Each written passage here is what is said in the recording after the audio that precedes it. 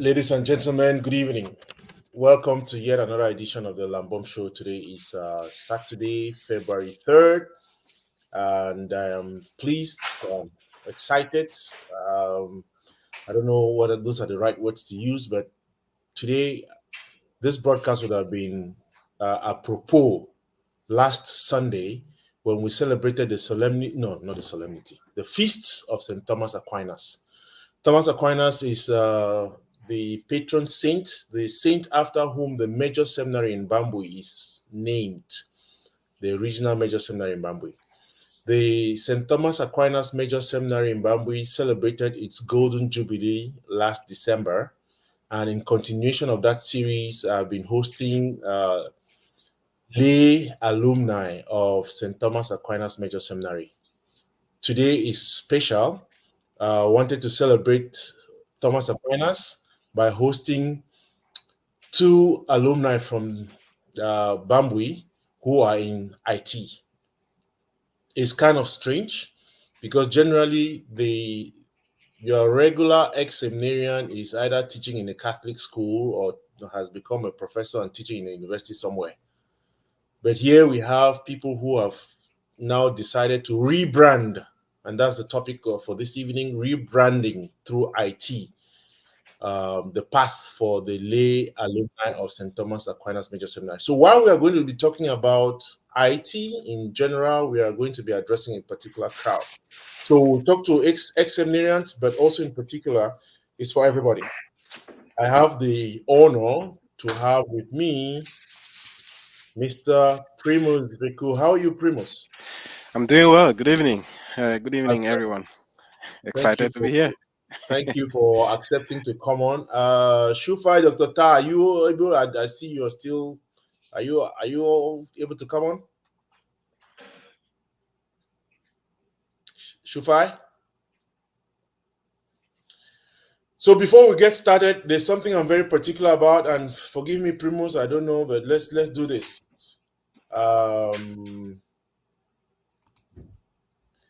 This I'm going to be sharing to you the offertory procession during the Golden Jubilee Mass, and just let's let it roll. And I want to say I am borrowing from George Chimunga's YouTube channel. He did this, and so I'm copying from that to play this for us to see. Just a second. Awesome.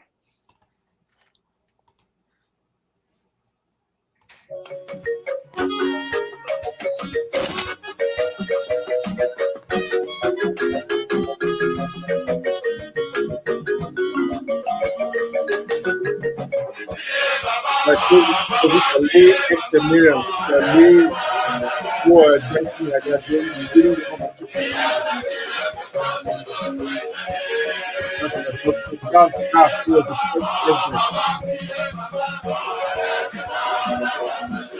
We see the lay alumni. Good. Listen, there's a good chance somebody's trying to hack your website right now. You gotta make sure.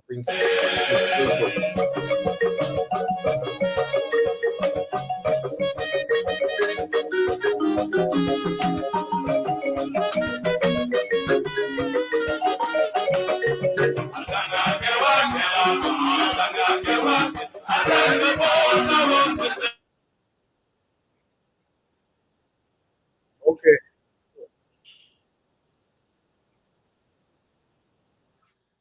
So, Primus, I'm sure that gives you some. Okay, Dr. Ta, Shufai, Dr. Ta is on. Shufai, good evening. Welcome. How are you? Oh, thank you, brother. I'm good. Can you hear me? Yes, yeah, I can hear you now. Good. Okay. Hi, Primus. How are you? Hey, doctor. Good evening. I'm doing well. Yeah. Thank you. So, welcome. Pleasure to meet you. Yeah, nice to see you. I'm very privileged to be in the company of esteemed gentlemen. Dr. Ta and I, we go way back when we, I think, how many years? I think 16 or more.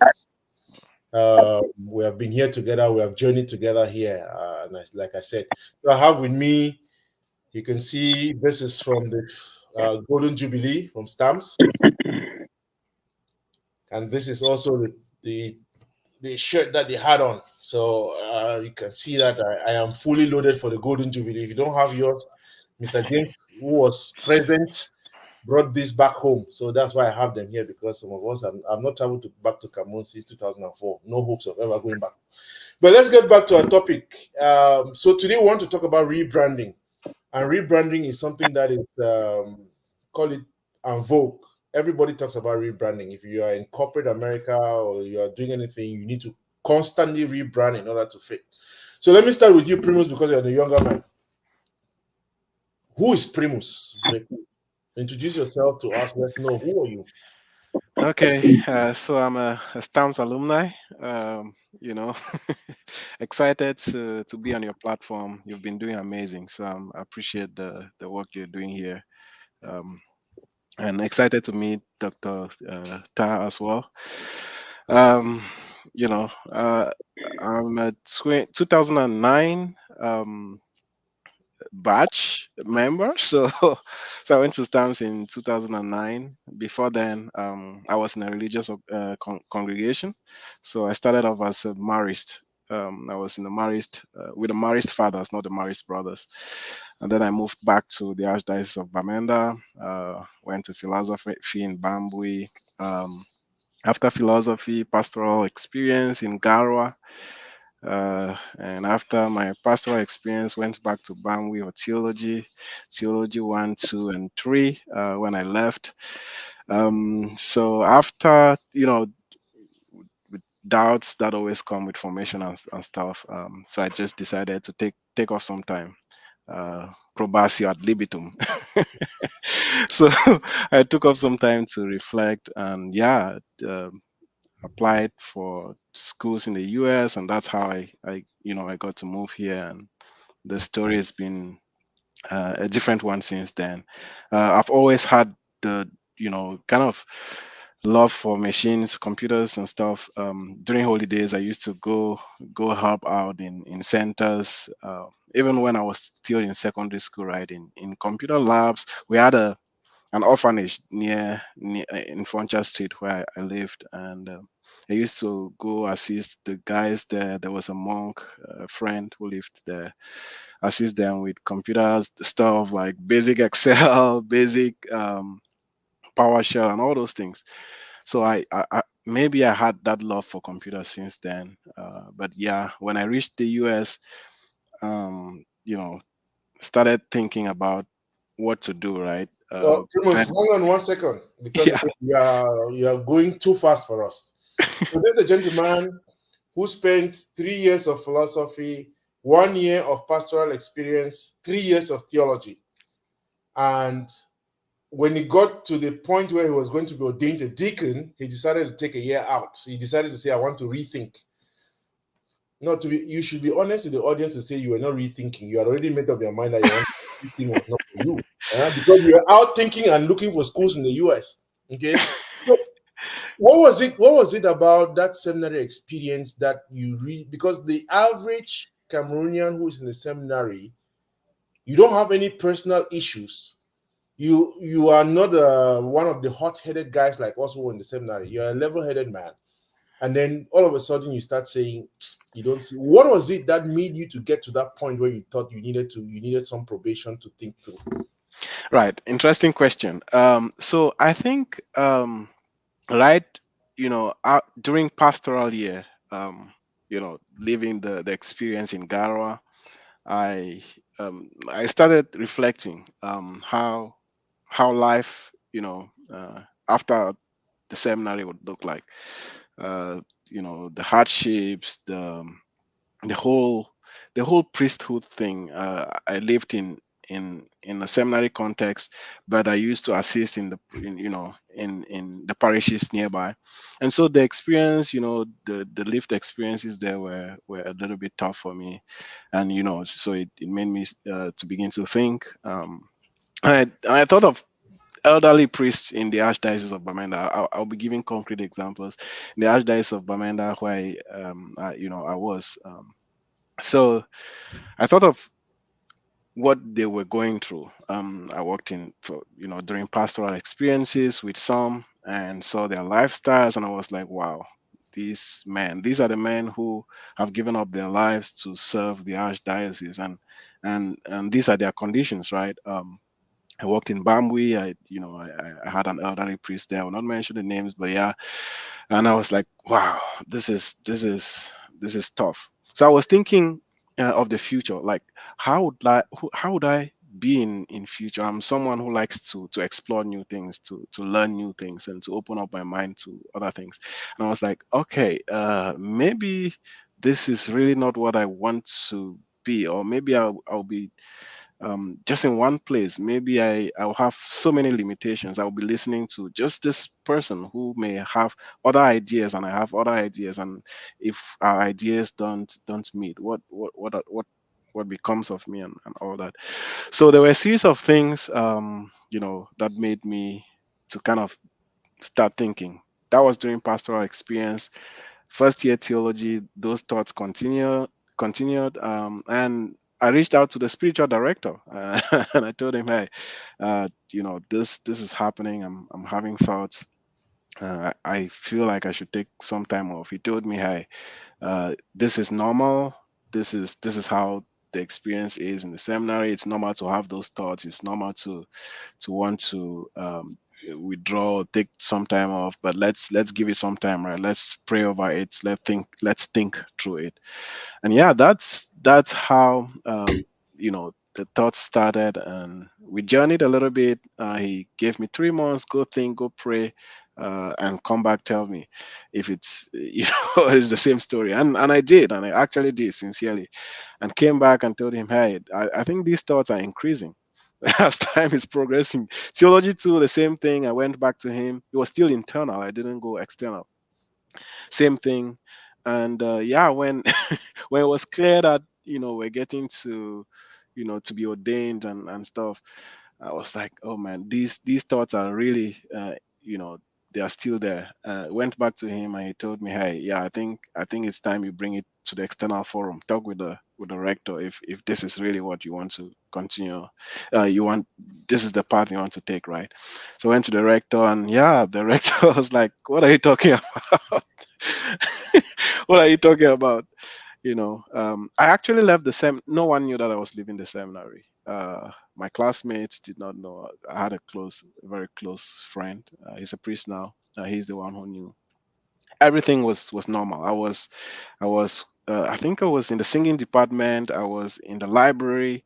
And what else? I was doing a couple of social. I was a social president, social committee president. Everything, we organized feast, and everything was going well. There was no indication that I had some thoughts or anything. My life was just normal, like any other student, but So, I had those internal conflicts within me. so Primus, That's I really want to appreciate you for that, because very often people think that we go to a seminary because we don't have options. We just want people look at the priesthood. In the Cameroonian setting, in the African setting, they think it's call it high class, isn't it? right. And you find a gentleman, a young man, he has gone into the seminary, and he's like, I'm looking at this priest. He doesn't resemble the thing that I was hoping for, isn't it? You are looking at the priest, and even though you don't want to call names, I can tell you that in Bambui, it was Monsignor Joseph Aya of Blessed Memory. Because again, these are people who were ordained in the 60s. They are Right, right. giving up everything, isn't it? And yet you are looking at it, and you're wondering, you don't want to live that kind of life.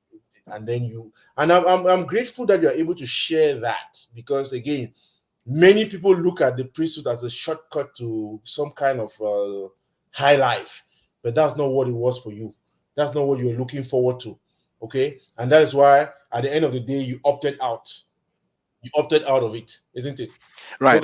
And one very important yeah, thing go ahead. about that was I was afraid I would, you know, what if I become a bad priest? Hmm. That's a very important, one of the most important things that I considered in making that decision. What if I actually become a very bad priest? Would I not be better just being a normal Christian, being out there, than being a bad priest? Because I know what conscience does to an individual, right? I love anything that has to do with reflections, conscience, and those things. So and I was like, what if I become a bad priest? That's not what I want to become. A disgrace, not only a bad priest, a disgraced, because there are so many cases. You see a priest, you know that this guy is not. He's really. This is not an example. This is not the type of person I want to be, or the type of priest I want to become. So I asked myself those questions, and I was like, no, just take some time off. And I was actually sincere about the time off, because even when I moved to the US, I aspired, and I was admitted to join the Archdiocese of Seattle. But yeah, something just kept telling me, hey, no, this is not your thing. And I respectfully declined that offer. So it was, it was a journey. I was contemplating going back to Cameroon to continue, or joining the Archdiocese in Seattle. But that thought finally. So that's a good segue into Dr. Shufai, Dr. Nicholas Starr. You actually had an opportunity to join the Archdiocese of Seattle in Washington State in the United States, and you declined. I went through the whole application process. I was accepted. I was to start in August, and I was, in I think sometime June or so, I told the priest, Father Louis, that I'm not convinced, I'm not going, and that was it. And then I wrote back to the Archdiocese of Bamenda, to the Archbishop Cornelius Fontemeso, telling him, hey, I'm officially not coming back. Wow. So I kept in contact with him, and it was, so I officially told him I'm not coming back. I see why you are an inspiration to many people, because you actually had to write back to them, because some of us, when we left, we never wrote back to anybody. But Dr. Ta, so Dr. Ta was for the Diocese of Kumbu, then was for the Archdiocese of Baltimore, and today you see his title is Shufai. So it means that he's a title holder in the clan. He's a doctor, and that's why we have him on. Doc, tell us. You unmute yourself, and I want to hear about your journey.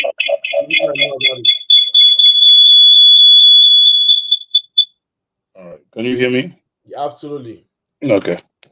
Thank you very much, Brother Mbom, for having me, and thank you, Primus. This is the first time I'm meeting you. Where are you, Primus? I'm in Louisville, Kentucky. Oh, Louisville. I think Brother Mbom told me about you, but yeah, this is the first time I'm seeing you. But yeah, nice to see you. Nice to meet you. Yeah. So thank you, Lambert, for having me. I am Nicholas Tarr, and what I've been out of the seminary many years. I've forgotten almost everything that happened there. But I left the seminary, Bambui Seminary, in 2002. When I had my bachelor's in philosophy, and I didn't leave. I was kicked out. I was a seminarian for the Diocese of Kumbo.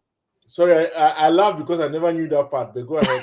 Yeah, I was kicked out. And I was one of those very radical seminarians for Kumbo, and many things I did when I was in the seminary led to me being kicked out. And while in the seminary, I always had an open mind. Right, I knew I was called, but at the same time, I knew this was a house of formation. I could make it or not. So, and I lived my life, true to myself. I did not, when I was in the seminary, pretend, because I wanted that if I ended up being a priest, right, I should be myself. It should be that, I was found worthy the way I am. And if I'm out, then I'm out.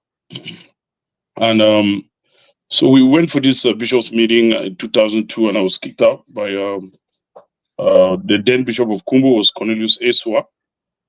And 2 weeks after that decision was made, I traveled to Nigeria and got admitted to do a master's in international affairs and diplomacy at the Ahmadu Bello University in Kaduna State.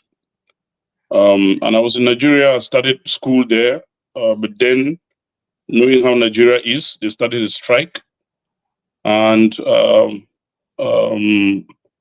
I went to there's a hotel in Kano called Central Hotel to check my emails, and I saw an email from a friend, Rene Salamo. Rene Salamo was with me in the seminary and was asked to withdraw as well, telling me that some of my schoolmates in St. Augustine's College had admission to come to America. So I rushed back to Cameroon and gave my documents to my cousin Greg, and Greg came here, and that's how he got me admission. And I was lucky when I went to the embassy. I got a visa. So I came over here 2003, July of 2003. I left Cameroon 28 July, got it 29th, and was with my sister in New Jersey. Went to there's a seminary in Connecticut, Holy Apostles College. Yeah, that's where I started theology there for the Archdiocese of Newark, New Jersey. I did 1 semester there. While in the seminary, I was thinking about having my papers here and wondering what could happen if I got kicked out again and I don't have my papers. So after 1 semester there, I packed my things and left and came to Maryland.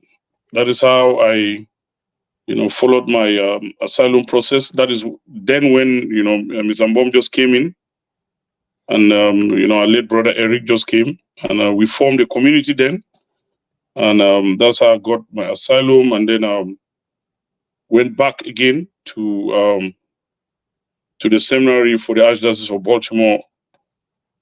At this time, I knew what I wanted. At this time, I wanted to have a master's degree. So I was in Baltimore, and when I had the credits that I knew that qualified me to have my master's, I withdrew. So that is how I got my master's from there. And at that time, I had a girlfriend who is now my wife, mother of my kids, 3 kids now, happily married, and I started my family right away. I was the first among the ex-seminarians to have a child. So that, my son Junior is 16 years old. I should have had a child before, Brad James. Well, we can talk about that. We can talk about legal. But that, it's important. I think that, again, we are 23 minutes into our show, and we're not at the topic of the show. But it's important for that training to be clear, and I'm happy with that. Again, the temptation with us is people want us to sugarcoat things. You heard Brad Nicholas say it very clearly. He's not the one who opted to leave the seminary. They terminated him. He took the decision. He came, was looking, scouting around. He went to Nigeria. Okay, take note about that. He went to Nigeria. He then heard that some of his mates had gotten admission to the United States or had gotten visas. Okay, remember, the topic for today is rebranding. He did not rest on his laurels. He decided to look for a way, got his admission or got his own visa to the United States, and then went to the seminary. One, and got out of the seminary again. So he has been to 3 seminaries. St Thomas Aquinas Major Seminary in Bambui. What's the other one? All Apostles, All Saints in Holy Apostles Seminary. Yes, in Connecticut. So actually, Holy Apostles Seminary, Brambom, if I may say this, is a seminary for people with second vocation. So you go to Holy Apostles, you have married people that are married there. You have people who were married and their wives died. Maybe people who were in the Episcopalian church. So you meet real men. It's like people in their 60s. When I was there, one of my classmates was a Deacon Joe, was 78 years old. Wow. The Holy Apostles Seminary, Conway, Connecticut. Yes. I just wanted to say that. Right. So and it's important also for me to register the fact that when you were at St. Mary's University and Seminary University in Baltimore, we formed a real good community here. Nicholas, Brother James, myself, Eric Awambeng. Virtually every weekend we were together. Almost every weekend we spent together. We built a very good bond. And Nicholas never met me in the seminary. He came the year after I had left. He was classmates with Moise Ara, who was also for that same archdiocese. But together we built up a very good relation, and that's how we have been throughout. The one thing that he has insisted is all of us have kids, that our kids don't know each other. He keeps pressing that we should make sure that our kids. Let's get now to the rebranding. We have talked about the seminary piece, the boring piece. Let's get to the interesting piece. So, Primus, you started us off by telling us you were interested, and by the way, your classmate, no, one of your schoolmates in the seminary just revealed something about you that maybe we should share. Jipe Mwene. I remember as table members in STAMS reflecting, Primus would always tell me he plans on doing a master's in IT. So remember, Primus is in the seminary, but he's planning to do a master. Bambui does not offer any degree in IT. I couldn't understand at the time. It was in T2, so that's theology 2, and I was in theology 1. It wasn't long. I heard it was in the US, and soon after, he was in IT. He inspired me when I eventually moved to the US as well, and today I am in IT as well. Thank you, Mr. Vekuh. So, Primus, you are preparing to become a priest. You're in Cameroon. You barely have computers. The seminary where you have, I mean, in our time, we had to, the person who typed my dissertation for me was late Father Timothy. So, and he did it on a laptop. I mean, at that time. How at that time were you thinking about IT? What was the exposure you had that you were already thinking about, and how did you? So let's get to it. What was that rebranding for you? It seems as if your own rebranding started while you were still in the seminary. Yeah, back in the seminary, I had access to the internet. I had a laptop. I was really connected to the internet already. I was doing research, a lot of research on stuff that one would do. When it comes to IT and stuff like that. So I was actually thinking of IT and physics. There's one one time I was I was this deep love. I had this deep love for philosophy and sciences and things that are related, and there's the thoughts were already increasing, right? So I was already thinking of leaving, and at one point I would actually take a physics. You remember the physics book, the high school physics book, the high school physics book to the chapel, and I would be meditating physics instead. So those thoughts were already there, and yeah, I was thinking of what I could do after the seminary already, and that's when I was discussing with Mwena on the table, and we're talking about IT and stuff, and I think those thoughts were already there. So when I reached the US, I started thinking of what I would do. Right, when you get here, it's like, hey, you need to do something. How do you become self-sustainable? How do you develop yourself? So I two factors that pushed me towards to really work towards getting my IT stuff going. The first is I love to sleep at night. So I was looking for things that I would do that would permit me to sleep in the evening at night, normal, to have a normal shift during the day, and at night I can rest. And the second thing is I didn't want to work in a warehouse. I didn't want to be carrying a lot of things. Those are the two factors that pushed me towards really concretizing my love for IT. And so I was looking online. I started searching online for IT programs and certifications and stuff. And I came across a school, and it's an Indian site called Edureka. They were advertising. I think it was a YouTube ad that just popped up, and the guy was talking about uh, I think business intelligence. That's what he was talking about. And I was like, what's business intelligence? So I watched that video, and he was like, people are getting jobs and blah blah blah. So it's this kind of 6 months program. They called it a master's in business intelligence. So I watched that course. Educa offers those things free, so it was like 6 hours or something. So I did that, and then I was looking and I asked some friends around, and there's one who told me, hey, there's this guy who is teaching something in business intelligence, and he's from Zimbabwe. So I enrolled in his course. His course was 3 months. And yeah, I took that course. I didn't. My papers were not out yet. The process was still on. While in Cameroon, I left the seminary, of course, after the bishop's meeting, and about 2 months, I think it was August, and then October, I applied for schools. Applied also to. I played the GB lottery while in Cameroon. So came to the US, and I think around May I finally won the DV lottery while I was, also struggling to regulate my situation as far as immigration is concerned. So during that process, so during the first 3 months, I was studying, but I didn't have the papers to work. But I was looking at jobs already, studying business intelligence, looking at jobs already, and they were promising. I actually was applying. I didn't know that you needed a work permit in the US to actually work, right? So I started just putting out applications out there. I would see a job and just click and apply.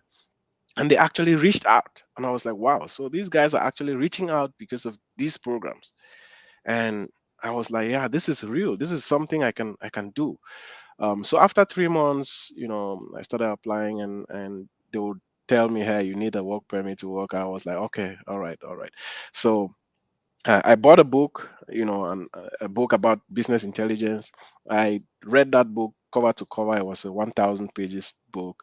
I'm somebody who is invested. When I'm interested in something, I'm invested in it. So I bought that book, read through it like detailedly, like went into details, uh, mastered the theory part, but the practicals were still, I was not good in the practicals about business intelligence.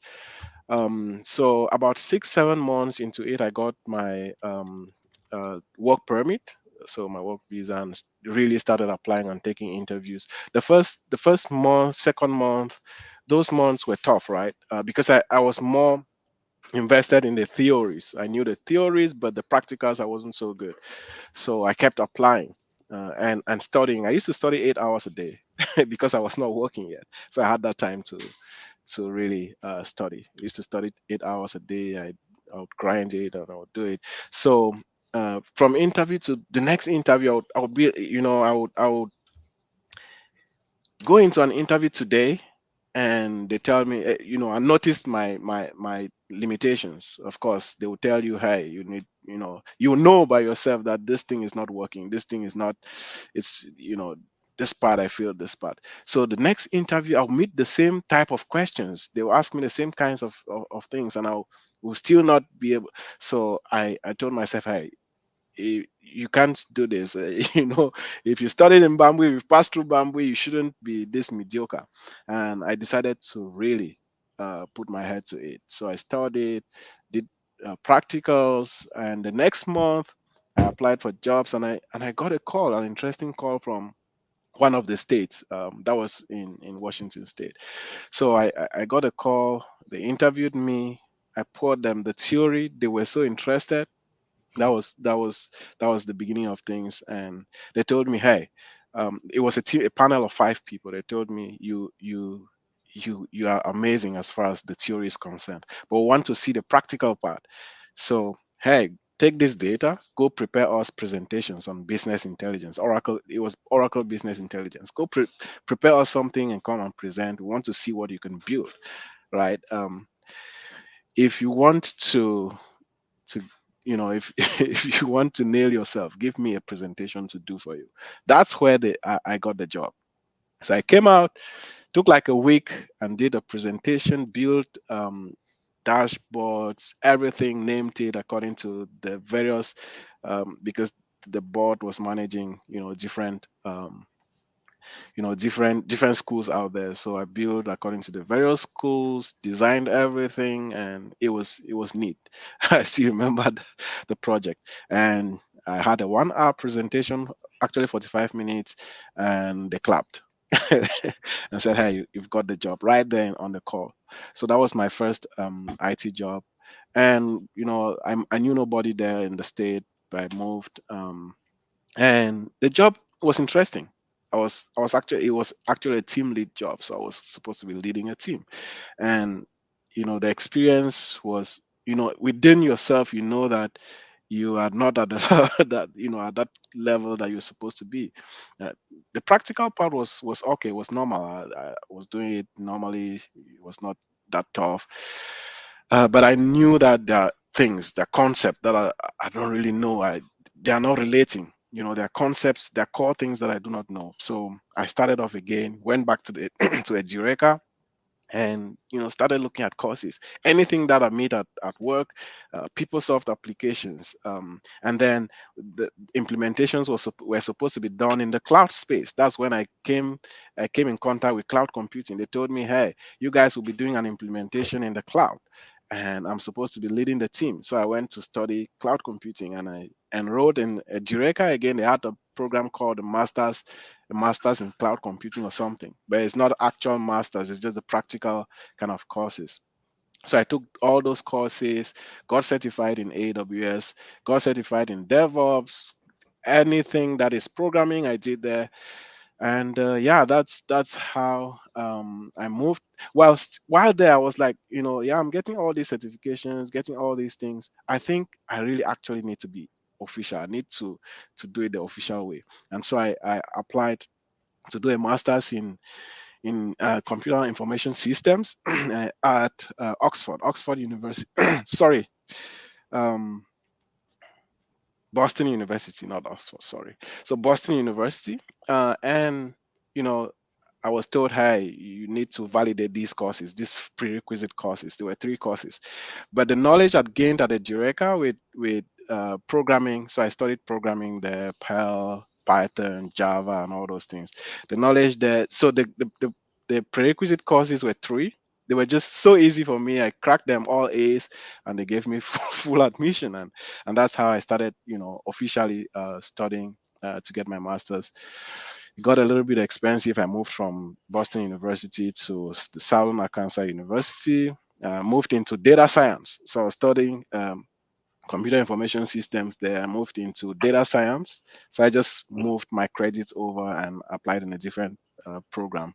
And yeah, finally graduated there. Started off with my PhD program, which is coming up. I'll be graduating in May. Computer information systems with concentration in cloud computing. So so I decided to follow that path, and I'm following it right up to the end. So from Washington, where I was, I moved into consulting. I've worked in consulting since then, and I've worked for different organizations. I moved from a consultant to a senior consultant to a manager to a senior manager, looking towards the director roles. And also, I was like, how do I impact my community as far as this IT is concerned, right? I've gone through all that process. I've So, been a hiring manager and all Primus, that. Yes, please. let's put that in the parking lot. That particular question. That's an amazing journey, and in fact, I think the bulk of our conversation should be about that journey, because again, it requires a certain mindset to be able to go through that. And I want to flag 3 things. First, I hope that's the correct site. Yes, that's the correct one. So if you are listening, and the problem with us is human beings like to mimic, to copy, isn't it? If you want to copy, Primus has just informed us this is a starting point. But Primus, let me ask you a question before I get to that. Yeah. What's your background? O level, A level? What did you study? What did you do? O level is general, so general education. What did you do? Science, art? What is it? I did art. I did economics, geography, and history. Economics, geography, and history. So Yes. that's A3. Yes, correct. So here we have somebody who is economics, geography. Dr. Ta, I know you do the A1 or no, A3, history, literature, economics. Am I right? I did the same thing that Primus did. Good. So here we have 2 folks that have done history, economics, and geography. They didn't do the history of IT. They didn't do the economics of IT. They didn't do geography of IT. Okay, I'm going to come to you, Dr. Ta. Focus now on you. But then somebody was going to a seminary. He went there, he studied philosophy, mixed with some introduction to biblical interpretation, some Latin, some Hebrew, some Greek, all that. And then went to theology. But now he's figuring out. And remember what he said. He's taking books in physics. Well, if you did anything about cosmology, how happened this? You understand what I'm talking about. And now he's looking at it and he's looking for a way of situating himself. And he comes across something. He has now found a website where he can build up himself. A Eureka. Starting point, a Eureka. Then he tells himself, and he's telling us all, next step, when I'm interested in something, I am invested. Take note. I am interested, I'm invested. And he has told us, how does he invest? He spends 8 hours a day. He has come to the United States. The average person who comes to the United States is excited about coming to see the White House, finding out where the next are 2 houses, who is around and taking pictures and sending to Cameroon to show that he has arrived in the United States. No, when I'm interested in something, I'm invested. Okay? He goes around. He reads. And it's interesting. I am fascinated by the fact that you have now gone one step ahead. You go for an interview. They test you on something, and because you have read the theory, they make you a manager of something that has to be practical. Because again, in all these things is practicality. Yep. And Absolutely. you are able to move through that. You move through, you take it one step up. There's somebody who is invested. He's interested and is invested, because you can be interested in something. If you are not invested, you're not going to go anywhere. We all have interest in many things. But that interest now pulls him through. And beyond that, cloud computing. He gets into a master's program and now he's doing a PhD. So let's pause there for a while. And congratulations. I hope you're going to send us invitations for your graduation. And I told you, this is the first time I'm talking to you. My brother James talked to me about you a long time when he met you at a certain event in California. I'm happy. That journey is one that we need to track. But it resembles something that Dr. Ta knows about, because when Dr. Ta left the seminary, he too had a kind of a similar journey, but in a different way. Dr. Ta, how did you, and I also wanted to say that, so you see Dr. Ta is now Shupai. In Solland, Shupais belong to particular compounds, okay? So they are standard. But because of a certain achievement, he has been able to transform lives of people in the United States based on his education in IT. He has taken what he learned and was not selfish with that. He took that to a different level and was able to share, to transform the lives of others. And I'm sure that we're going to come to you, Primus, because there's a lot, you have done a lot in that. And now what's the title again? Shufai something? Dr. Ta? Let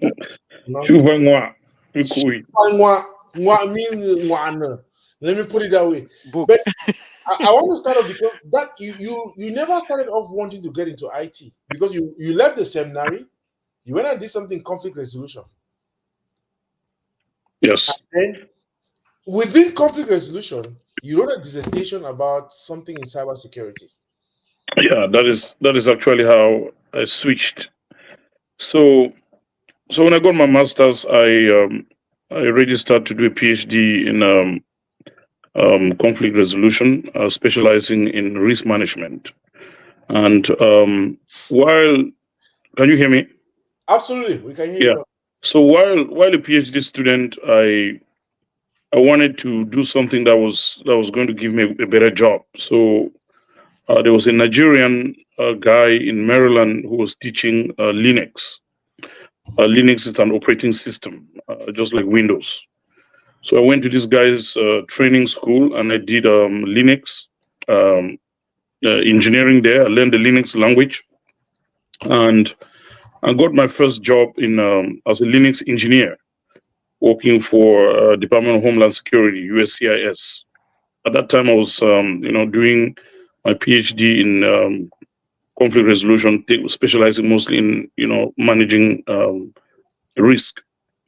Now, because I had, gotten into IT through Linux, and I got a job as a Linux engineer, my mind changed because I'd seen a new direction, I'd seen better opportunities, and because when I was doing conflict resolution, I was thinking I wanted to get a job in the UN. But then, since I'd started my family here, I didn't want to then leave them here and go to Africa or some remote place. And, because normally when you get a UN job, that's what happens, right? You go to some country in Africa, some, war-torn country. I didn't want to do that. I started my family and I did Linux. I got a job and very good job at that, at that matter, the good salary. And that is when I started thinking differently. I had started writing my dissertation in, I was actually writing something related to the Southern Cameroon conflict. But when I transitioned into Linux and I got a job, a good job, and I started working, and my mind I had kind of a broadened scope, I started seeing how I could relate, what I did in Linux into the things I was doing in PhD. So I stopped my dissertation and went back to my supervisor and told him I wanted to change. Told her I wanted to change my topic. I had redesigned my topic, to be a risk management, a cybersecurity related topic, risk management. But because I had not taken any computer courses or cybersecurity courses, they could not just accept me to write that topic. So I had to go back to the School of Computer Science and Cybersecurity and do 3 electives. They asked me to do three electives. So I stopped my dissertation and I went back and I took three courses. That gave me another 2 semesters when I was almost done with my PhD. And when I did that, that is how they were able to accept for me to write the topic that I now have as a book. It's a cybersecurity related topic. So I took cybersecurity electives, electives that were going to help me write my topic, the risk management related topic. Then I started my dissertation again from square one. So when I started my dissertation now, it was a cybersecurity, topic. I really did a lot of reading in theories, I was working already in IT as a Linux engineer. That was in 2014 when President Obama passed the law that all, the Cloud First, law, where all federal agencies were moving their applications to the cloud. And Primus, I didn't know you knew Edureka. I've taken a lot of courses in Edureka as well. I did AWS, there as well. I had AWS certifications all the way to whatever certification that you have in AWS, and we were the first to be moving applications from the data center environment to the cloud environment. So I did that while writing my dissertation. So as I was writing my dissertation, I really got deep into cybersecurity, and the love for it really grew. And I, at one point, decided to switch into the cybersecurity space. So I created my own resume because I'd known a lot already. I created my resume and put it out there, and I got my first job, cybersecurity job now with the General Service Administration, and senior cybersecurity engineer. So I've been in that job since then, but I've had multiple other jobs, right? Things I've done for Department of Commerce. I've done consultancy work for the DoD, multiple things with the Department of Defense. I'm still there. I still do things for them. I've also worked with Amazon, and I mentioned Department of Commerce and a few others. So as I transitioned and I saw the opportunities in cybersecurity and the knowledge that I'd gained, at that point, I'd finished my PhD, defended, and graduated. I decided to give back. That is when I created a pilot. I created a training program, cybersecurity training program, focusing on cybersecurity risk management. Basically, the cybersecurity risk management framework. So my younger brother was a guinea pig of that program. I used him, in the pilot. I trained him, and he got the first job. So that is when I saw that it worked, and I disseminated it out in the community, and the program just grows so big. I designed a couple of other training courses, more, some related to cybersecurity in the healthcare field, privacy courses, data privacy courses, cybersecurity in the financial industry, and so many people, have benefited from that program. My program was designed to be an online program, so I had students from all over the country, and even some from Cameroon and even Europe.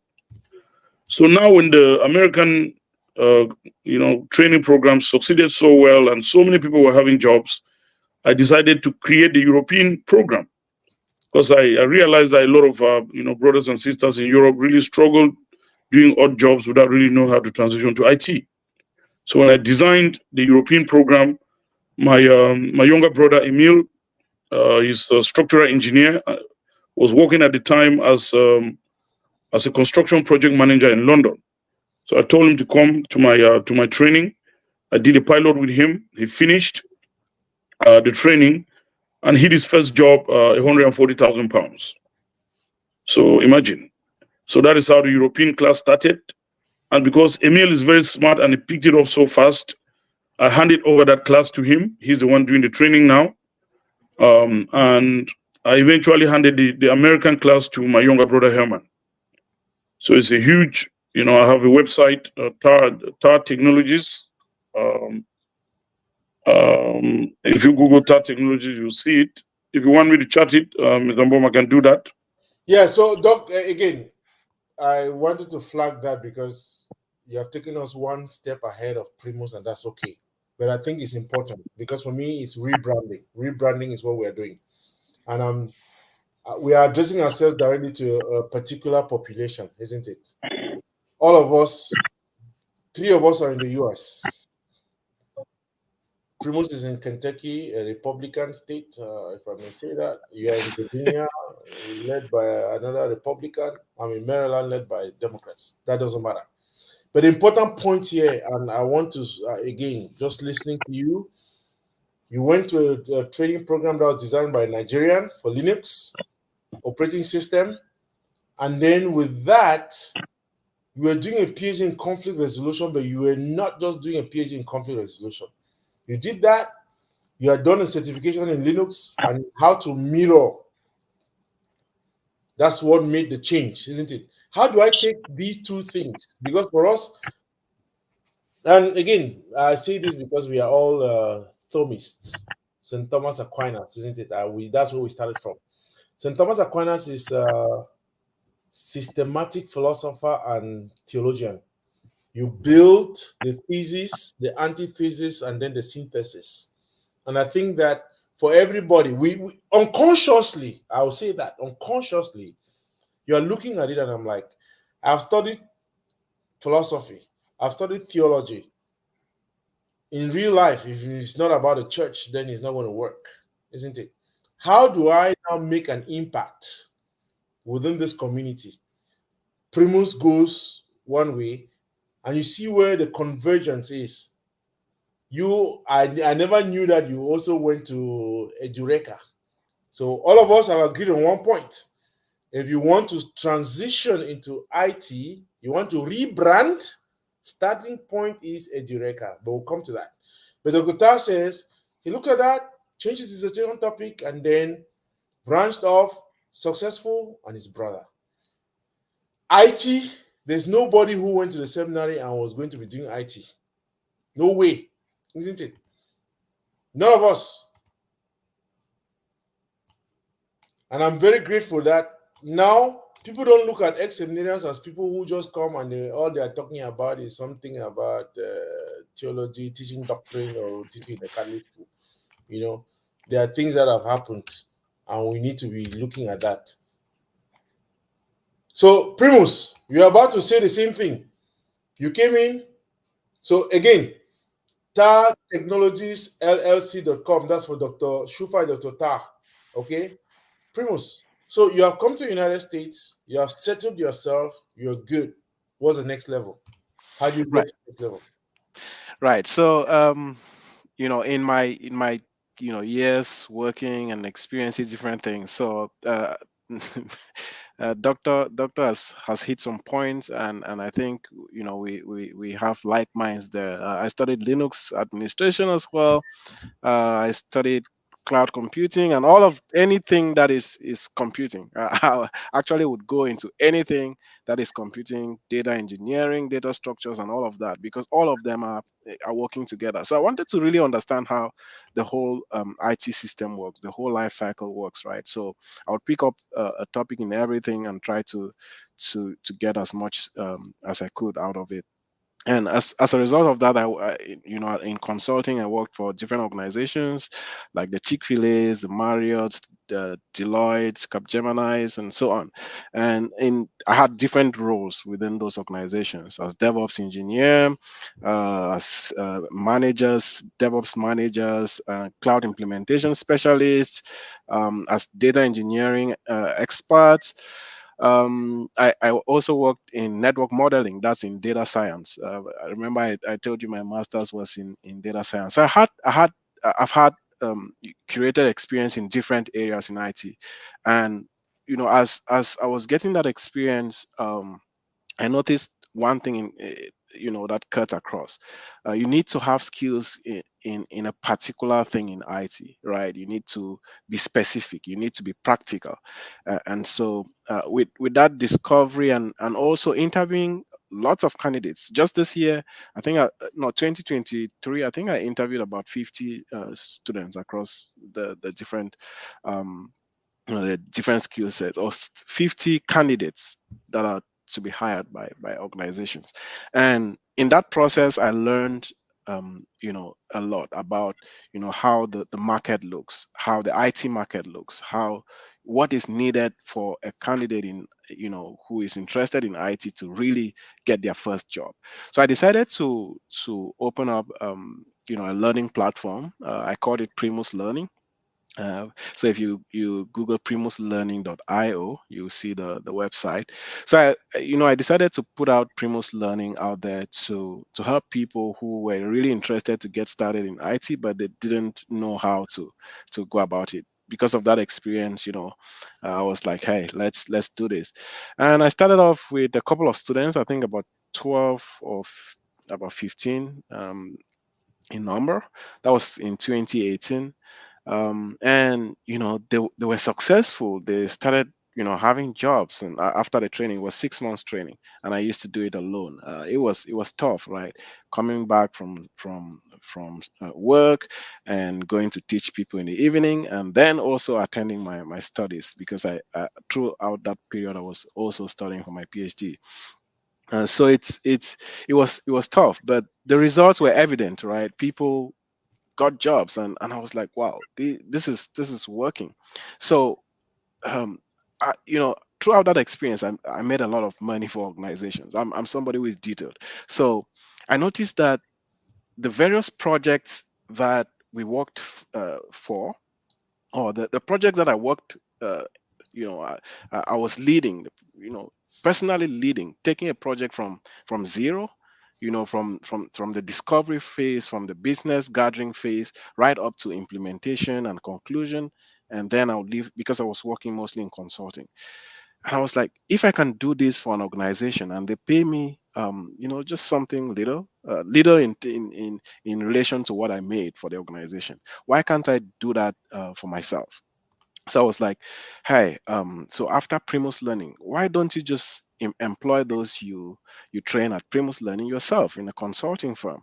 So I decided to put up Primus Cloud Solutions, to focus on cloud engineering, to focus on an organization, a consulting organization that hires people who are in the cloud space, whether they are doing DevOps implementations in the cloud, whether they are doing AWS implementations or whatever, right? So that's the second organization I formed, and over the years, these have been growing. I decided to go Sorry, into Primus. partnerships. I'm sorry to interrupt you. What's the name of Yes, that second one? Primus Cloud Solutions. Primus Class Solutions. Go ahead. Sorry. Yeah, so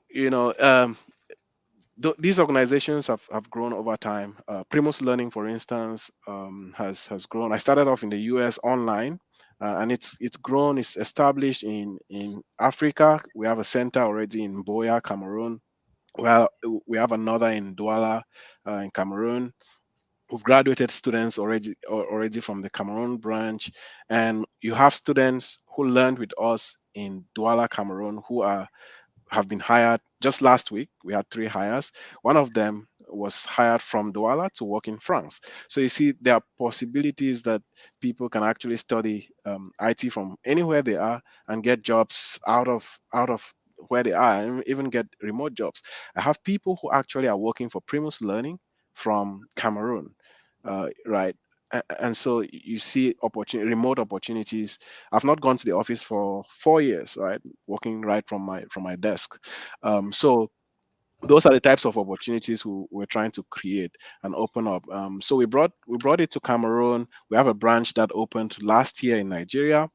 This year we opened another branch in Kenya, and we just started off in Senegal as well.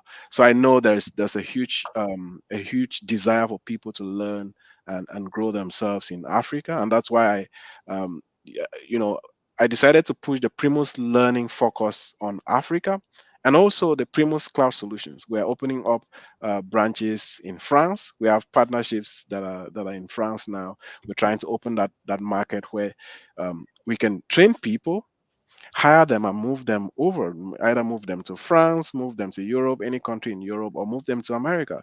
Right? Those are opportunities that I think you know are available, and we continue to build. There are different ideas that I've been working on, and we continue to grow. So it's been a tough journey in terms of getting time for myself. I can bet you, when I was in my first job, I was there for about 2 years, 3 months or so. I did not go to a party. I did not visit anybody. Right, I was there. I was after work 5 p.m., 7 p.m. I'm on my desk, and 1 p.m. 1 a.m. I go to bed. That's how my life was for 2 years. And then since then it's been a lot of hard work. It's been a lot of growth as well, personal growth. Trust me, there's no IT area or anything IT that you bring to the table and will not discuss as equals, right? Will not talk about it, will not exchange, will not. There's no IT branch where I can't fit in and work and lead a team and make projects or things happen. So that's the result of a lot of you know challenging moments, a lot of hard work. And I realize that doctor here has had that same kind of impact, and he knows that the mark there are opportunities that we can grow our community, and also these opportunities are beneficial. um, they're beneficial personally and to others. Not So we're not looking to just impact ourselves in the US. We're looking to impact the whole community in Africa, in any other continent. So yeah, that's a little bit about my Primus, story. sorry, I need to get a little bit personal. Are you married? Yes, I am. How many kids do you have? I have one. So you're not searching, you are fully settled. So again, I really want to appreciate you. I really want to say thank you. Ladies and gentlemen, we have been on for an hour. We intended this to last for 1 hour, but it's becoming too interesting. So we have had 4 things that have been revealed to us here. If you don't know them, first, we heard about tartechnologiesllc.com. That's a program that's initiated by Dr. Tar, but also, I'm not sure I highlighted this. When you see people give their time and they come on a show like this, it's not because they don't have something to do. I caught Dr. Tar in between, but he has written a book, When Cyber Systems Crash. attitude towards cyber utilization and security. The least you can do, because I don't pay these guys to come here, I will never pay them. I cannot pay them. Get a copy. And I think it's on Amazon. You can get that just to support them. Get a copy. It's not so much for them, but for the community, isn't it? Because as you buy one, you are able to change attitudes, isn't it? And then the community becomes more aware. And Dr. Ta also told us about the program that he launched, tartechnologiesllc.com. If you want to follow that, so there's no excuse. If you're in Cameroon, if you're in Africa, you're in Europe, you're in America, go to tartechnologiesllc.com. Dr. Primus is on. When is the graduation again? It's May 4th. Yeah, so we can start calling you now. So you are a PhD candidate. You can say Yes, that, isn't it? So yes. now, this is the first one. primuslearning.io. Am I right? Yes, That's the first correct. one. Then, most important, primuscloudsolutions.com. Those two, you should be able to have that. So if you have just arrived, you have been here for 20 years like some of us, you are looking for a way out, you have 3 platforms. 3. So there's no excuse for you not being able to transform your life, isn't it? No excuse. Primus is a young man. I think you did not meet the Dr. Ta in the seminary. Yeah, I didn't. This year is 25 years since I left the seminary. 25. In June, it will be 25 years because I left the seminary in 1999. Wow. So it's 25 years. And I've been in America for 20 years. Okay? No reason. Dr. Ta did not meet me in the seminary. You did not meet me in the seminary. Both of you are better off. And I think that is important that we all are able to take advantage. I'm addressing myself to a particular community. If you are an ex-student of St Thomas Aquinas Major Seminary, a lay alumnus, okay, you did not make it to the priesthood, you have seen 2 very successful people in IT. They have platforms where you can go and browse information for free.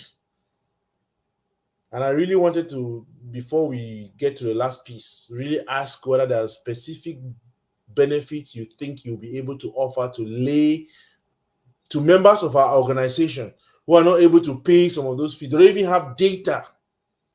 What is it you would advise? Let me start with you, Dr. Ta. I do I do help a lot of people, Brother Mbom. Yeah. And I'd mentioned this many, many years ago, that any of our, ex-seminarians who wants to venture into cybersecurity can come to my training, right? I've said that a long time ago, and, for free. The issue is, since most of them are back home, and our classes, do take place on Thursdays over here, I think the issue is first would be the data, like you're saying, and then the time difference. But there's a European class that has been going on now for 3 years, and I have a couple of students, mostly in the Douala and Yaoundé area. Clement Yuyun, who works for Union Bank, took my class, and that really helped him in his job. And so those in Cameroon, can instead take the European class because the time difference will not be too much, and the material, can easily they can easily get jobs from Cameroon, to Europe. So if there's any ex-seminarian who's thinking about venturing into cybersecurity, it is, I'm here. You can reach out, and we see how you can join the class. And one thing I also did not say is, Mr. Lambert, as you know, I do also teach cybersecurity courses as an adjunct professor at Savannah State University, undergraduate and graduate courses. So this keeps me busy and other things business-wise that I do. So yeah, Dr. Ta, just before you go away, because we're not, we are particular about our community. Charity begins at home, but that's not just for us. So you're not an ex-seminarian from Bambui, and I'm not talking about ex-seminarian. Priests will pay their fees, so we have to make them pay. So you're not a lay person. If there are others within our community who want to benefit from this, go to the site. But what are the costs? Is there something? Of course, we can. You do come. We can. I've trained a lot of people for free, Mr. Mbom, as you know. we can always discuss and see what discount options we have that we can help out. So thank you again. No excuses. You have here two professionals. They know the business. They have been in it in a while, studying it and all that. So please, no reason for us not to take advantage. Primus, and again, we're not closing. I just wanted to get that. But before you come on, I wanted to flag this too. Comments, paste. So Primus is sharing with us his YouTube channel, and I'm going to be the first person to subscribe to that. Here we go. So please subscribe to my channel, but even more, because you're going to benefit more from Primus's channel. There you go. Click on it. Okay. If you don't know what to do, please let's do it. Let's support us. So Primus. Yeah, yeah, thank you. So I shared my YouTube channel, the Primus Learning YouTube channel, because you know, we have a lot of free videos that help a lot of people. We've had, if you go to our comment sections, you see videos with 18,000, views and so many comments with people who've actually had jobs just because of what we post on our YouTube channels, or our YouTube channel. We have a lot of free tutorials that people can take, especially those who are already 1 foot into IT. They can follow those some of those tutorials, and they will help them a lot.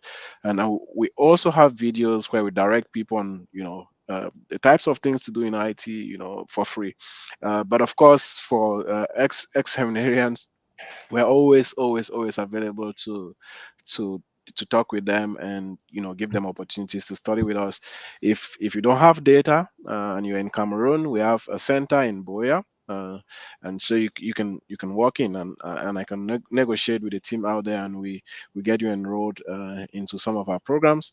And also, if we have programs that are GMT -1, and we have programs that are US time. So you have time programs that can fit the time zones for those in Africa. So yeah, we're open to always discuss. Just ping us, just reach out to us, and we'll be able to help you, first of all, talk through the possibilities. Right, there are people with different types of skill sets. We don't just push you to go and do DevOps when you really can't fit into DevOps, or just push you to go and do AWS or cybersecurity when you are not that type of person. We look at you. If you are somebody who is analytical, we send you towards a business intelligence direction, where you can do business intelligence, build stuff, and become that kind of person who can build analytics insights for organizations.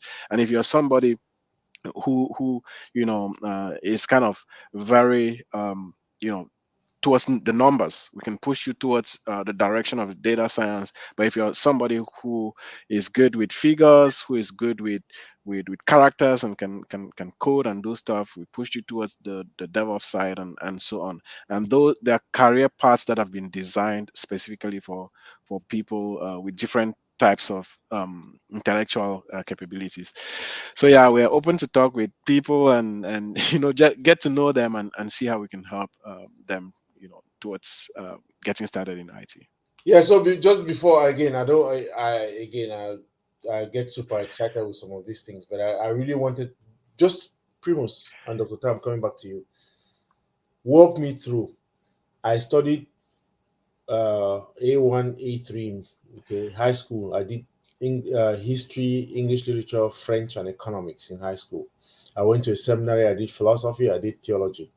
I'm in the United States. I've done theology. I've done psychology. I've done all that. I want to get through IT. Help me through that. Right. So interesting background. First of all, you've done economics. I'm removing, just extracting or deconstructing, and trying to remove just what I know you can fit in better, right? So you've done economics, which means you have something that has to do with numbers. You have something that has to do with calculations and so on. So, and you can fit into a program like that. If you can do the advanced levels economics, it means you can actually become a data analytics kind of person. So I'll push you towards studying something related to either business intelligence, to either analytics, and things that you get to learn in that path. That's not where it ends, right? So some people and programs, there are a lot of programs out there that will teach you to just become a bare business intelligence person. That's the traditional route, which doesn't work anymore. So you need to gather knowledge in different areas to be able to be marketable. So the first thing is, yes, you learn the traditional business intelligence and analytics tools. Those would include Tableau, Power BI, and we want you to learn practically, because it's one thing to have a degree in something, and it's another thing to get a job in that thing. You could have an information technology degree, but you're not able to have an IT job. Why? Because you are too generic. You don't have practical particular skills that organizations are looking for. So you need to be practical in these areas: Tableau, Power BI. Those you would learn together, and learn a little bit of SQL and Python. Those are very important when it comes to that analytics world. Once you've learned those, you then want to go further into a particular cloud space, because most organizations are working, most of their infrastructure, their data, you know their artifacts and everything currently runs in cloud spaces. The US government, big organizations, all run in the cloud space. So you need to choose a cloud platform and get yourself involved with the tools that are business intelligence related. So for instance, in AWS, you hear of tools like S3, Glue, EMR, that's Elastic Map Reduce. You hear of different tools within AWS, QuickSight within AWS, that will help you to become a better business intelligence developer in the cloud. So you're a business intelligence developer who can have a cloud job. In that case, you can grow yourself into a career becoming a data architect in the cloud, or a data engineer, or a data analytics engineer within the cloud space, and particularly AWS. You could take the same track and do it in Azure. You could take the same thing and do it in GCP. And you open yourself up to a plethora of jobs that are available in the market, and just a few people. That's just one little track that was situated for somebody with that kind of background. So imagine somebody with a science background. That kind of person can have another track, and we put the person through with new technologies, with new information that is designed to help them build a career. So we're talking about careers, and not just something that you get into and drop out. So if you want to build a career, you take it all through. The first course would take like 6 months, and then you build on top of it, right? So for instance, the Tableau, the Power BIs, the Python, and SQL, and so on, those could take you like 6, 7, 8 months to learn. And then you build on top of those by studying some of those cloud things. You are not studying generically, you're studying things that are related particularly to business intelligence in the cloud. So you keep building on top of that, and you can build yourself a career that is amazing. All of these are very rewarding, very, very rewarding. Well, I don't know whether I can go back to school now, but based on what you have said, it seems as if one needs to absolutely go back to school. I don't know, but again, Dr. Ta, let's come to you. Yes.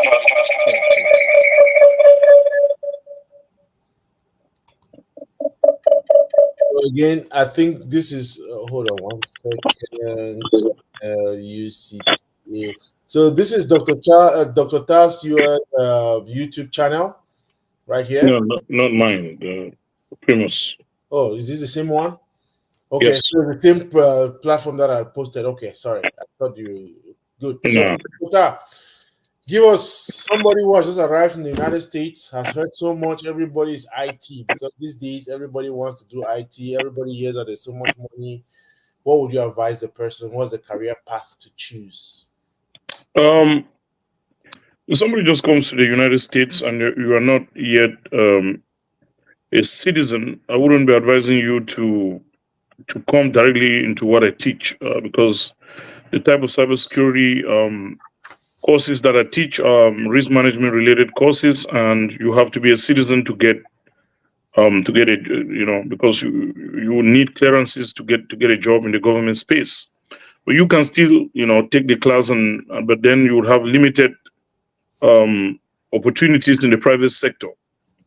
The advice that I would give is, for anyone that just comes in, is to look at something related to any operating system. You can learn Linux. Linux is a very, very good. It's kind of challenging, but when you know it, as you know, Primus, the market is there, jobs are there out there, a lot of them. Or you could do Windows. You could learn, Windows administration, Linux administration, or you could also learn something related to databases. This Oracle database, you could learn that, database administration. Or you could also learn SQL. There's the SQL database. You can also learn that. There's all kinds of training programs around that you can join. Or if you are someone that you are analytical, you can do what Primus was talking about, business intelligence, right? BI and all of those tools that he mentioned. Or you could do something in networking. If you are someone that knows how to connect computers to talk to each other, communicate with each other, networking will be something you can also. Computer networking is something you can also do. And if you are, somebody that is, highly, you are good in numbers and everything, you can do programming. Programming is much more intense than all these other things that I talked about. So there's different areas of IT that you can go to. What you need is to talk to someone who can kind of figure out what area would work for you based on your background or based on your interest. And I'm always available, Mr. Mbom, to help talk to anyone. You and I have spoken many times. I tried to pull you into the cybersecurity training, and you have always been resisting. Yeah, again, like I just indicated to Primus, so, some of us are not cut off for these things, man. We are old people, our brains are tired and retired. But Right. 1 second, and I'm appreciative. So the one thing we have heard, there are opportunities. Primus has his YouTube channel. He has given us 2 things. Dr. Ta has his. I want to bring on one person, one of our brothers. He's not into any of these. He doesn't know anything about. If you ask him about cybersecurity or anything about IT, he will tell you that you're joking. Right, James? So you have been listening to these conversations between 2 brothers. What's your assessment? What is your advice? And then unmute yourself. Yeah, good evening to everyone. Good evening. Dr. Tar, congratulations. I appreciate your conversation. Good, brother. Primus, we met, I think, 2018. We spoke about IT, and I'm happy that you are soon graduating and that you are doing the work that you told me you will do, that you will take IT into Africa and you will, destroy the entire IT space. Thank you. Yeah, I actually enjoyed the conversation, and I think that you guys can bring a lot of change in our communities, especially to ex Bambui. Those of us who are unfortunate to not become priests, you can impact them in so many ways. And but what I see with personally, I did IT when I was struggling to set up here. I did database, but it was not my space. And but I learned actually a lot about IT infrastructure, which I started looking at ways that I can use to apply it in other sectors. But reflecting about IT, I'm just talking. So one of the challenges that I have is because I live my life based on certain principles, and time is a key factor in my daily operations. So IT wouldn't be good for me because I'm somebody who likes to operate within my time, and I don't like to run into somebody's time. So that would be a problem to me. The other thing that I got in the conversation is, when somebody comes new to the States and talks to me about IT, one of the things I tell, it depends. One, younger people, older people, middle-aged people. So I will tell, and I know that when they're coming in, they've already seen people who do IT. They've spoken to people who are studying IT. They may have actually started studying IT in Cameroon. And based on their age, mid-age, young, mid-age, old, I will do my own assessment and tell you that, hey, if I'm you coming in now based on this age, yeah, IT, and you need to know the difference between a license and a certificate. Most of those that you're mentioning there are certifications. So how is that different from a license? And I will educate the person that, hey, if you're a young person, please go into programs that will lead you to have a license. And then when you have your license, then you can now look for certification programs. And may say that, hey, if you are a young person and you license yourself, you can actually use your license to operate within your space because you have an authority in what you are doing. Whereas in IT, you will not have the authority to operate within that space. So, uh, yeah, IT is good. I like IT. We use it every day. We our phones, we communicate now through systems that were developed by engineers. And I'm happy that you guys have understood how to use all these technologies and you're impacting other people. Uh, uh, yeah, for me, new people will use it differently. I will encourage them more. New young people into the states, I will encourage them more to go into licensing programs, and then if they are still interested in IT, then certify.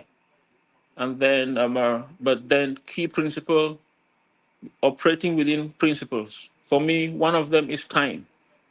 And I tell them, young people that come to me, that, hey, when you don't have time, you are a slave. When you have time, then you have the resources to enjoy the money that you make. Because you do all of that, you may not have, you have the resources, but you don't have time, then you are a slave to the system. But when you have the time, there is no way that you can have time without having the resources.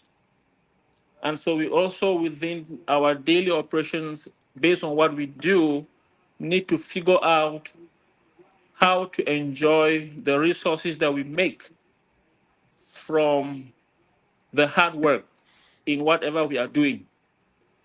And so that principle to me is foundational in my operations. I don't, if it, so there's some calls that I will never miss, but you can call me 100 times and I will never pick your call because you're just calling me to bother me. But there are some particular phone numbers and phone that I will never miss because I'm operating within my time and operating within my space. So, but anyway, that's all I have to say for now. Right. So again, this broadcast is double. I mean, we don't intend to address just ex-seminarians, but it's important for people to see because the general impression about ex-seminarians is that we are just some people who are depending on the church and all that stuff. Here you have three great professionals based in the United States impacting lives in different levels. And I really wanted to stress that. Dr. Koto Tanju, my brother from Cameroon, says amazing, amazing, amazing. One of the greatest philosophers that STAMS ever produced, isn't it? He actually taught me philosophy. Can you imagine that? so, Good yeah, evening, so doctor. again, I really just wanted to appreciate you all and think we in fact we can go on with this broadcast for 2 hours, but because we want to be, Brother James talked about time. His most important piece is time, and You see how the pieces are just coming together. I am appreciative because myself, I have a YouTube channel. I have two other things related to Brother Primus. I have Dr. Ta. I have Brother James. My brothers, last words. One of the things I find troubling in our community is that there's so much rush for quick cash. People want to come in, zoom in, and then make some money, and then after some time, if you are to address this community of ours, we're in a Black History Month. You're going to address the community of African immigrants, or call it the diaspora community. What would be your message to them? Brother James, let's start with you and go anti-clockwise.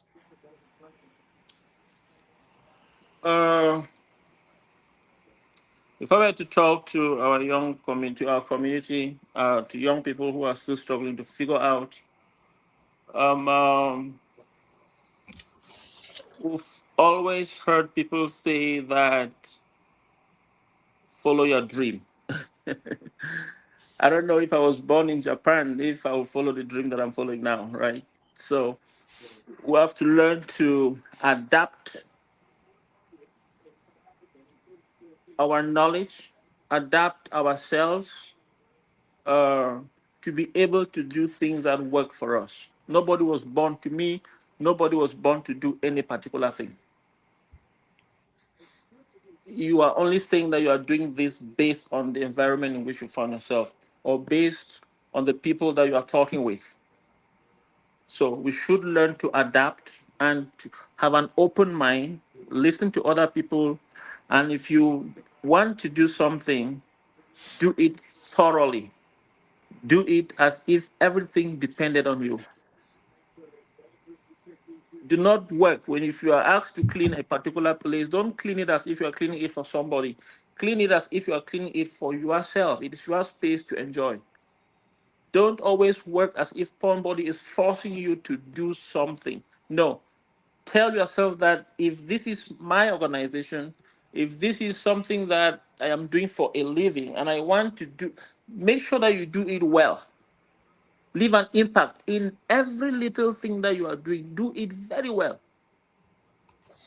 My first car in this country I received was a Dodge Caravan, and I got it I was working at the gas station. The person gave it to me for free because while working at his gas station, everything that he asked me to do, I did it as if it was mine, and he liked that. And that's the same thing I'll tell any other person. Anything that you want to do it well. Open your mind, adapt, listen to yourself, listen to what people are saying, and if you decide to do anything, do it thoroughly. Interesting. Very excellent. Dr. Ta. I would just add up to what James has said to still also just highlight to be open-minded. If we look at the things that we're doing now, in America, none of us ever knew we'd be doing this, right? So still going back to what James said is that be open-minded and then you can do anything.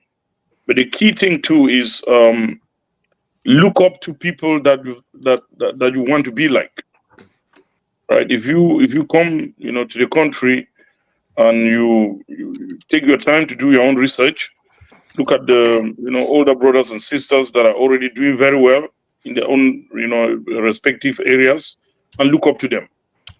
Reach out to them and ask questions, and most often than not, they will guide you, right? And don't be afraid to make mistakes. I think Lamed and James, we have recreated ourselves in this country many times. Don't be afraid to fail. Always be willing to rebrand yourself. And have that willingness to work hard, basically. For those of us that have a foundation in philosophy, that foundation in philosophy is very solid. It gives you the tools that you can succeed anywhere. If you take a step back and look at the various courses that we that we took in philosophy, you will see something that points you to any direction, be it in computer science, be it in healthcare, be it in physics, be it anything, being analytical, law, we learn logic, all of those things. So anyone that comes out of the seminary and really doesn't know what to do, has not applied philosophy well. James always talks about being, pragmatic, pragmatism. If you if you apply pragmatic philosophy very well, you will make it. You will make it. So for me, it's really about knowing that you can do it. Right, that's the first thing, knowing that you can do it, and then going out for it. Nothing is given out here for free. You have to be ready to do the work. You have to be ready to do the work. When I look back, the past 20 plus years, and how much we've done, different things we have tried, and I see where we are now, it's just amazing. And there's still a lot that we are going to be doing. So anyone who happens to come around, always reach out to people you want to be like, ask questions, be open-minded, and be ready to do the work, do the dirty work, and you should succeed. Those are words, pearls of wisdom from people who have been pounding the pavements here, isn't it? We have gone through a lot, isn't it? So I'm very grateful for those words of wisdom. Primus, the youngest among us all, and he's going to have the last word. And I promise you, we're going to come back to this. Remember, our topic for today was rebranding through IT. Primus gave you his story about how he went to the seminary. Dr. Ta, I did not get to James. We'll get to James some other time to talk about his own journey into how he got into this. But it's important for us to realize ex-students of St Thomas Aquinas Major Seminary are not people who are just flying in the air. Very great works being done here. Today we feature two people, Primus and Dr. Ta. We have Ambrose Yufanyi, who is in Canada. He too is an IT person. We have Dr. JJ Asongo, who is also in Delaware. We are going to continue these conversations because generally people have looked at Bambui as a place where you go to become priests, and if you do not become a priest, it's as if you're a failure. We are not failures. Very, very successful, and I've learned a lot. Primus. Okay, thank you. So I think you can become anything you want to become. That's my principle. If you set your mind on something, you can achieve it. If you pass through Bamboo, even for a year, trust me, you can become anything that you want to become. And it doesn't just end in an idea, right? You have to work towards it. You have to put in the energy. Invest in yourself. Investment could be your time, it could be money, spend the money, it could be your energy, right? It could just be reaching out to people, making connections. So I think there are a lot of opportunities out there. It's not only in IT that you can make it. There are a lot of opportunities out here that you can literally set your foot on and become great in those areas. So don't be in one place. Don't just all of us from Cameroon, for those, or maybe you are ex STAMS who was external, maybe you are from another country, but all of us are from Cameroon. We know the conditions, we know how things are out there. Don't be in one place. Reach out to people, make connections, make the efforts. You learned a lot, so you can apply all what you learned in Bambui in practical ways. When you are either dismissed from Bambui or advised to withdraw, or you live by yourself, nothing that, hey, it's all about Cameroon. It's all about, there are opportunities in Cameroon and there are opportunities out of Cameroon, and you can become anything that you want to become. Just look up to others, reach out to people, make connections, and let's build together. Oh my goodness. So again, amazing words right there. Let me get to it. Primus says you can become anything you want to become. It does not end in an idea. Invest in yourself. It could be time, money, and energy. Lots of opportunities, not only in IT. Do not be in one place. Reach out. And I think that that's the important piece. That's the important thing we all have achieved tonight. 1 hour, 39 minutes of broadcast time. I really want to appreciate you all. Dr. Ta, Doctor in the Making, Primus, and my brother James, who has a PhD in that. Your PhD is in what again?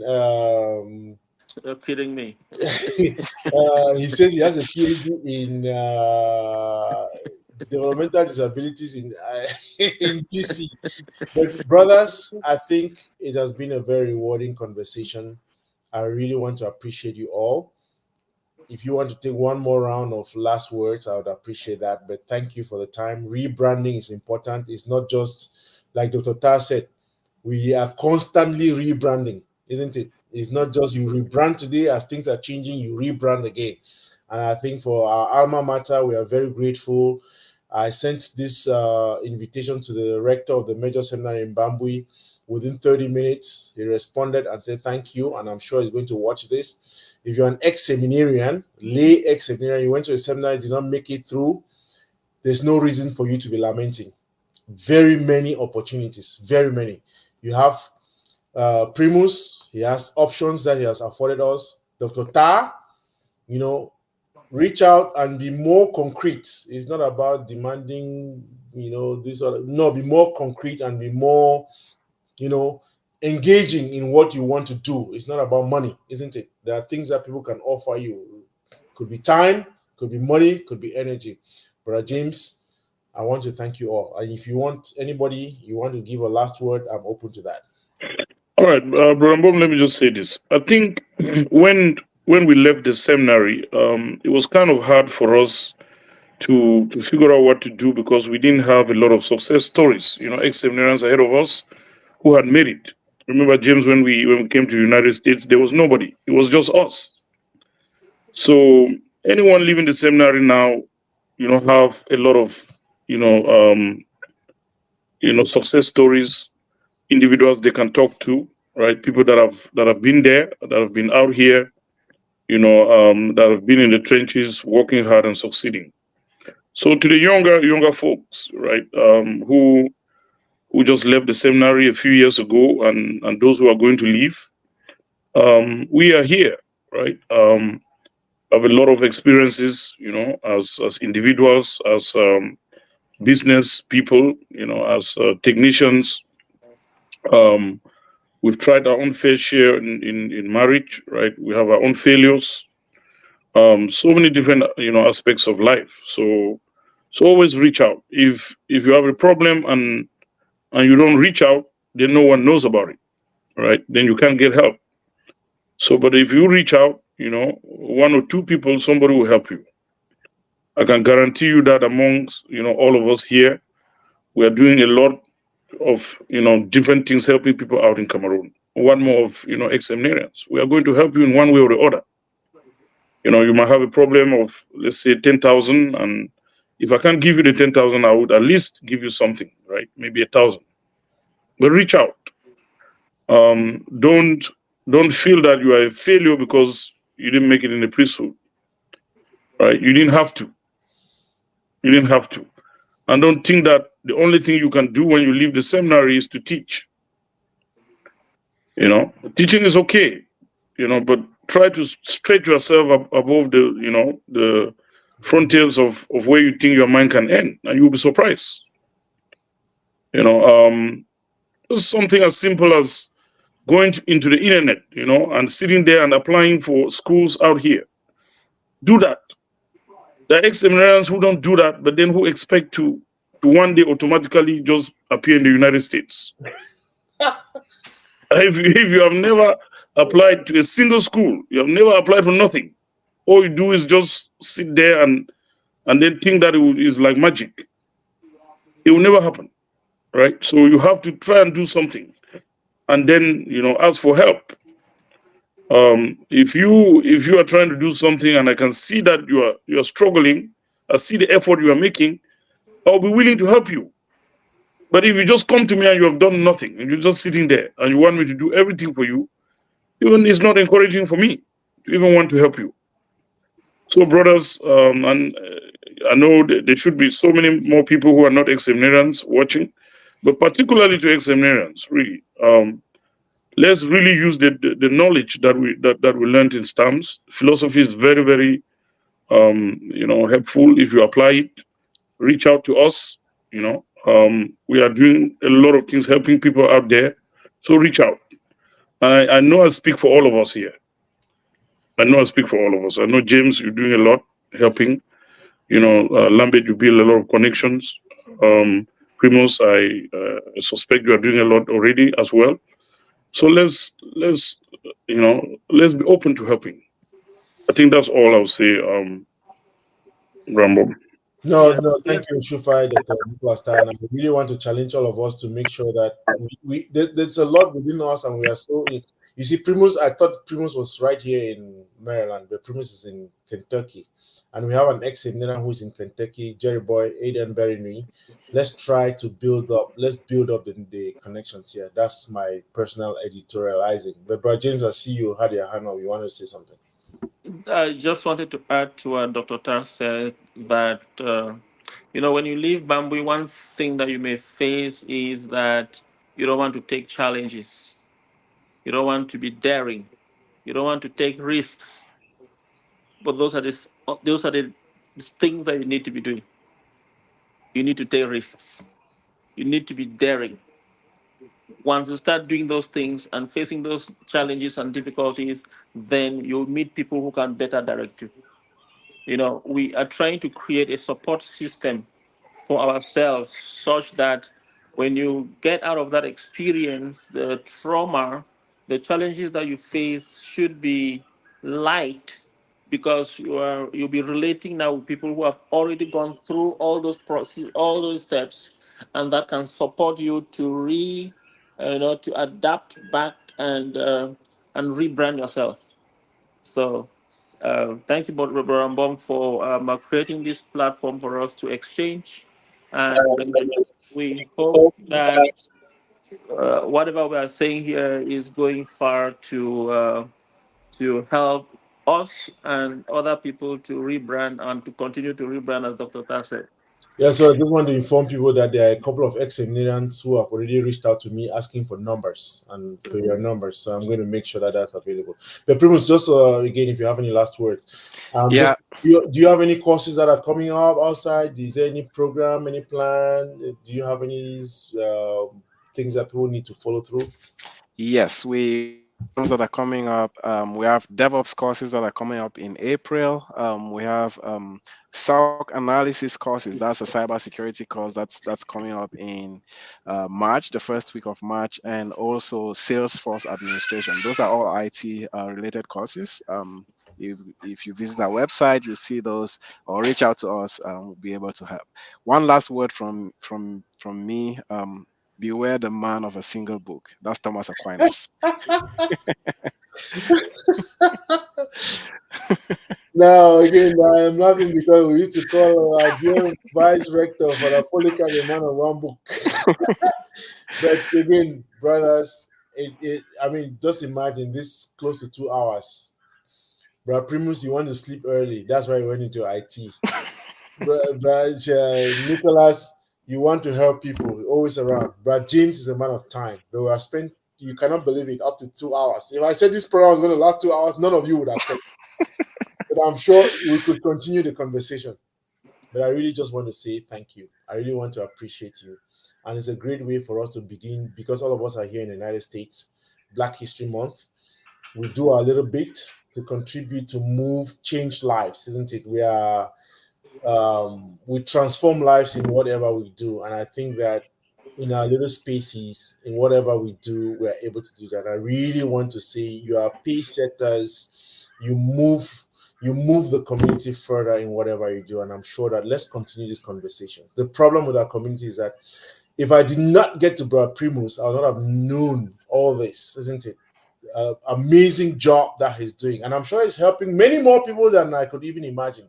I can talk about Brother James, because we are actually broadcasting right directly from a studio in his house, isn't it? We're in two separate rooms, but we're in his house. Brata, anytime we meet, we talk about these things. But all of this impacting communities. We want to impact our communities, and I think that let's take advantage of these things. Charity begins at home. First, lay egg seminarians, and I'm happy with that quote you gave us, Brother Primus. 1 second. Let me do one more thing before we all close out. Share screen. From where we started off, isn't it?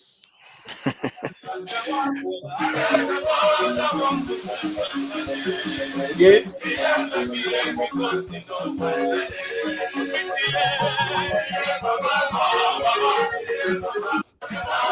You chose nursing because you wanted to help others. Now you're choosing an MSN or DMP because you want to help yourself too. Here we go. Golden Jubilee.